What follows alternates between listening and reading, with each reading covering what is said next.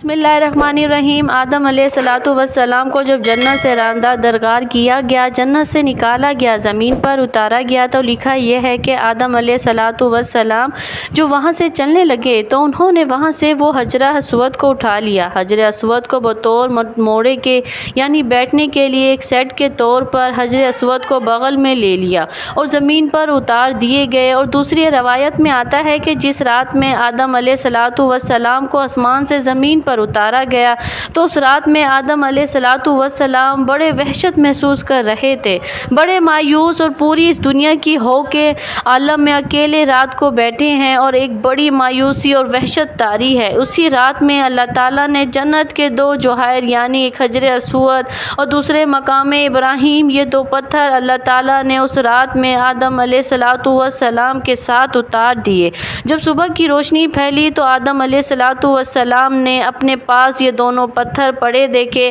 پہچان گئے کہ یہ تو جنت کے میرے ساتھی ہیں، کہ جنت کے جوہرات میں سے آپ نے دونوں کو لے کر سینے سے لگا کر ان کو بغل گیر ہو گئے۔ ان سے تسکین حاصل کرنے لگے کہ یہ وہ جنت کا ایک سامان میرے ساتھ آ گیا ہے۔ اس طریقے سے اللہ نے ان دونوں پتھروں کو زمین پر اتارا۔ اور عجیب بات ہے، ایک حدیث میں آتا ہے آدم علیہ السلام جو حجر اسود لے کر آئے تھے، اصل میں حجر اسود ایک فرشتہ تھا۔ جب آدم علیہ السلام کو جنت میں اللہ تعالیٰ نے آباد کیا، ایک فرشتے کی نگرانی لگا دی تھی کہ آدم علیہ السلام کی نگرانی کرے کہ وہ ان تمام کی تمام جنتی ان کے لیے مباح ہیں، لیکن یہ جو ایک درخت ہے اس درخت کے کھانے سے ان کو منع کیا گیا ہے، تو تم اس کی نگرانی کرتے رہو، کہیں آدم علیہ السلام اس درخت کا پھل نہ کھائے۔ چنانچہ یہ فرشتہ جو ہے وہ آدم علیہ السلام کی نگرانی کرتا رہا، تو آدم علیہ السلام بھی محتاط رہے اور جنت کے اندر وقت گزرتا رہا۔ جب اللہ تعالیٰ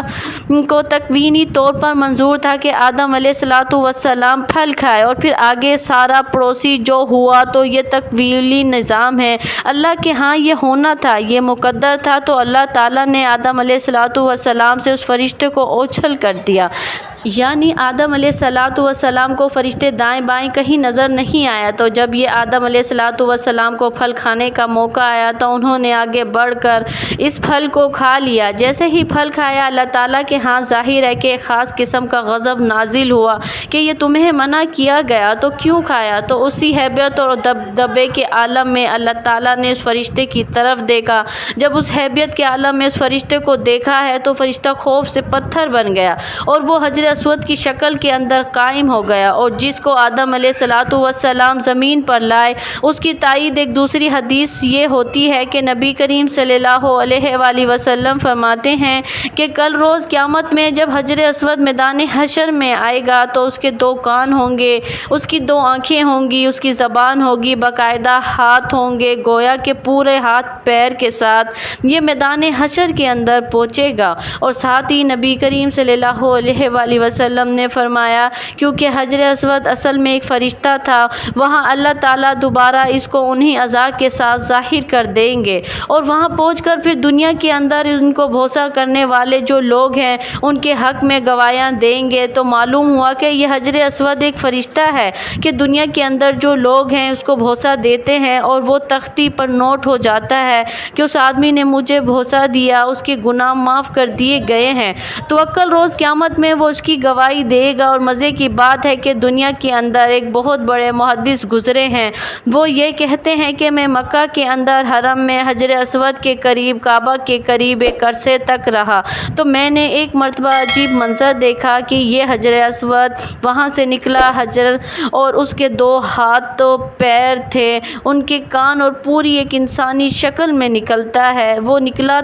اور کافی دور تک ٹہلتا ہوا دوبارہ وہ اسی جگہ قائم ہو گیا اور اسی طرح پتھر کی شکل اختیار کر دی۔ اس روایت سے تائید ہو گئی کہ جو اس نے بہت بڑے محدث یہ نظارہ دیکھا تو معلوم ہوا ہے۔ حدیث میں آتا ہے کہ جب حجر اسود کو کوئی حج یا عمرہ کرنے والا بھوسا دیتا ہے تو حقیقت میں وہ اللہ سے مصافحہ کرتا ہے، اللہ سے سلام کرتا ہے، تو سلام کرنے کے نتیجے میں اللہ تعالیٰ اس کے سارے گناہوں کو معاف کر دیتے ہیں، جیسے خود دو ایمان والے جب آپس میں ایک دوسرے سے مصافحہ کرتے ہیں، حدیث میں آتا ہے کہ ان دونوں کے الگ ہونے سے پہلے، ان کے مصافحے الگ ہونے سے پہلے اللہ گناہ معاف کر دیتے ہیں۔ تو وہاں حجر اسود کو مصافحہ گویا کہ اللہ سے مصافحہ ہے، تو اللہ سے مصافحہ اور گناہ معاف نہ ہو، یہ کیسے ہو سکتا ہے؟ اس سے اللہ تعالیٰ گناہوں کو معاف کر دیتے ہیں۔ تو یہ حجر اسود، یہ وہ فرشتہ ہے جو ہر بوسہ دینے والے کی تفصیلات کو نوٹ کر لیتا ہے۔ تو اللہ سے دعا ہے کہ اللہ تعالیٰ ہمیں حجر اسود کا سلام اور اس کا بوسہ لینے کی سعادت نصیب فرمائے، آمین۔ لیکن اس میں شریعت کا مسئلہ لکھا ہے کہ اس کے لیے آپ کسی دوسرے کو تکلیف دے کر اس کا بوسہ نہ لیں۔ تکلیف دے کر بوسہ لیں گے تو ظاہر ہے بوسہ لینا ایک مستحب عمل ہے، لیکن تکلیف دینا حرام ہے۔ حرام کام کر کے ایک مستحب حاصل کریں گے، اللہ تعالیٰ کے آگے اس کی کوئی قیمت نہیں۔ اگر نہیں موقع تو دور سے استلام کر لے، استلام کر کے چوم لے، تو وہ آپ کو وہی اجر ملے گا جو کہ بوسہ دینے کے موقع پر ملتا ہے، آمین یا رب العالمین۔